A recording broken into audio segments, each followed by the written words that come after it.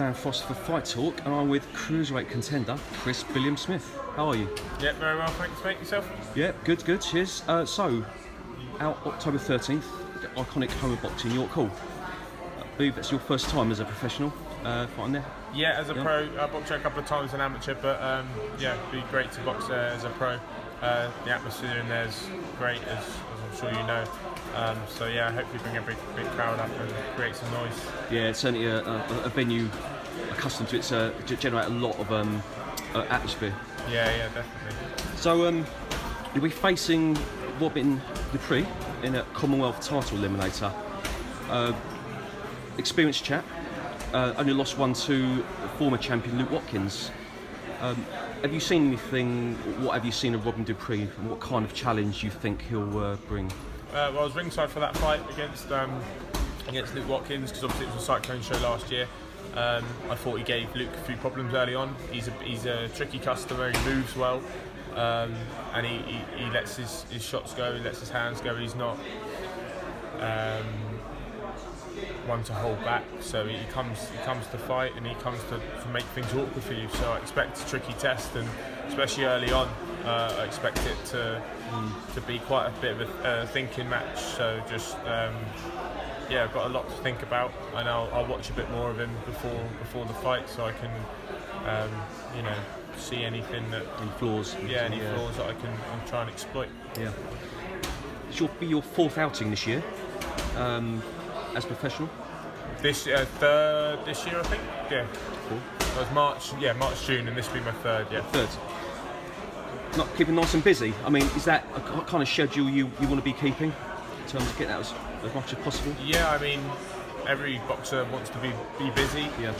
Obviously, the longer the rounds go. Last year I did four rounders in the space of 11 weeks, so that was intense. My first 4 fights were all in 11 weeks. So then we stepped up to 6 rounds in March, so then 8 rounds in June, and now I'm up to 10 rounds. So only my 7th fight, so it's good. It's good progress for me. I feel so. It depends how tough the fights are, on how busy you can be, and how if you pick up any injuries and stuff like that. But touch wood, so far it's all been good. So you want to be busy. Absolutely. I mean, it's quite a step up, isn't it? Your 7th fight to be fighting eliminator already against someone like Dupre. Yeah, definitely. But I feel like the improvements I've made since I've been part of McGuigan's gym has been, this is the perfect test for me. The last fight was a difficult fight. I mean, the lad's record was 6 wins, 2 losses, but as an amateur he'd boxed Clemente Russo, who was an Italian world champion as an amateur. So he had a good amateur pedigree. He was a good boxer. It was a tough test for me, but I came through it, and I felt good doing 8 rounds, and it was a small ring, so it was an intense fight. So I feel like this is a perfect step for me, step up for me at this stage, definitely.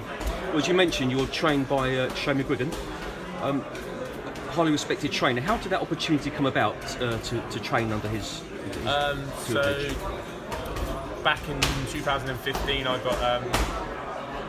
got a Facebook message off his old right-hand man, a guy called Steve, and he just said, "Can you come up and spar in London tomorrow?" And I had work the next day, and I said, "Yeah, no worries. I'll just book work off, basically just get it covered." And I said, "Yeah, mate, what time and where?" And he goes, 12 o'clock, you'll be doing 6 rounds of George Grove. And I was like, all right then. Like, I sort of like, I'd already agreed to it, and then he said that, so I was like, brilliant, like, it's a great experience for me. So I've gone up there and sparred George. I think it was his first spar under Shane, so I didn't know George was with Shane at this point. And I was like, oh, okay. So when I did 6 rounds of George, and they're like, oh, it's good. We use you for some speed work for David as well. That's what Shane said to me after. And then, so I kept sparring George, did a couple of spars with David Hay as well. But yeah, I've done a lot of rounds of George over the next year. And then I had Great Britain assessments, didn't get on. So then I decided to turn pro. I said I'll turn pro after the next ABAs, because I found out in December the ABAs were in April. So I thought I might as well. It's free experience. So as an amateur, you don't get that in the pros. So yeah, so I asked Shane, and eventually he eventually got hold of him because he was in America for Frampton's fight, and then stayed over there to train David. And then I was like, I'll call him on the Monday after David beats Tony Bellew. And then obviously the Achilles went and whatnot. So I called him the week after that, and we had a chat. And he said, "Yeah, I'll see what we can do." And then he just said, "Come up and spar George tomorrow, and we'll chat about you turning pro." And I didn't really think much of it. And then I come up and spar George, and then they sat me down in the office and they said, "Yeah, we'll take you on." So it was I couldn't stop smiling the whole way home, shaking my head. It was very surreal.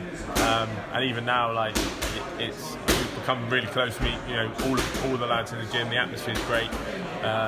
It must be quite a buzz to be sharing the same gym as Josh Taylor, Luke Campbell, also George Groves. Yeah. It must give you a lot of inspiration. Yeah. I mean, you're just watching talent non-stop the whole time, and they're all different styles as well.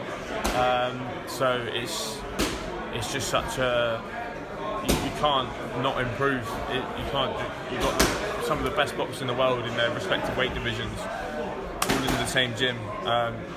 And Josh Taylor's ranked the highest 140 pounder. George is ranked the highest super middleweight. So you've got two of the best in the world in their respective weights. So how can you not learn and enjoy that experience? I'm very, very fortunate for that, and hope to make it pay off. Absolutely. Well, you're currently 6-0, 5 knockouts. So moving on quite quickly. So by this point next year, what ideally would you like to be in your career? Obviously, this being a Commonwealth title eliminator, so have the Commonwealth title next year, and then just see where it goes. You can't look too far ahead in this sport, but so Commonwealth title eliminator this next fight, then fight for the Commonwealth title hopefully early next year, win that, and then see what doors open, because then I would have had by next year I'll be around the 10 fight mark, and we'll look to keep stepping up, taking those small increments, stepping up, and just taking the right fights at the right time. With the domestic scene you're in is quite healthy, to say the least. Maybe we've got Craig Kennedy, Jack Massey, Waddy Camacho, Luke Watkins, Simon Valley, and Isaac Chamberlain. Do you study this scene at all? Who do you see as potential rivals for you down the line? It's a very talented scene. I don't see any of them as rivals as such. If we fight, we fight. But it's the mix is very good at the moment, and all of them are potential opponents, future opponents. All of them.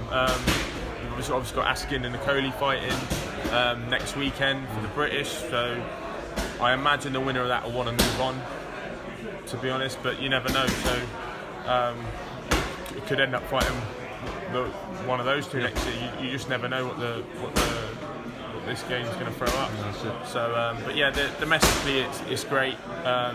There's so many fights out there for me, which is good, because you go back a few years ago and it wasn't a very healthy division. So I'm very fortunate to be around at this time. Good timing, that.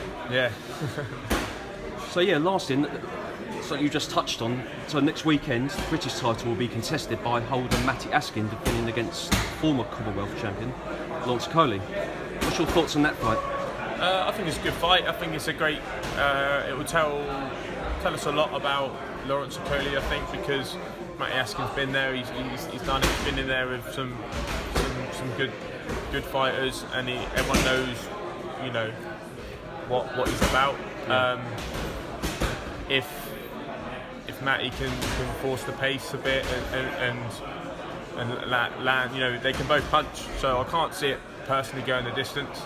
But then sometimes with punches they're both too hesitant and they end up clinching a lot, and it becomes a boring fight. So do you mean like Chamberlain and Coley? Yeah, exactly. So like that, obviously a lot of people didn't enjoy that fight, but it could end up. But I think there will be a stoppage either way, to be honest. I think Matty Askin I've sparred Matty, he's a lovely lad, and he loves to fight. He just loves to fight. So he could land a shot, or he could get caught on the way in. So it's one of them. Yeah. Okay. Well, thanks. Any shout outs at all? Not in particular. No.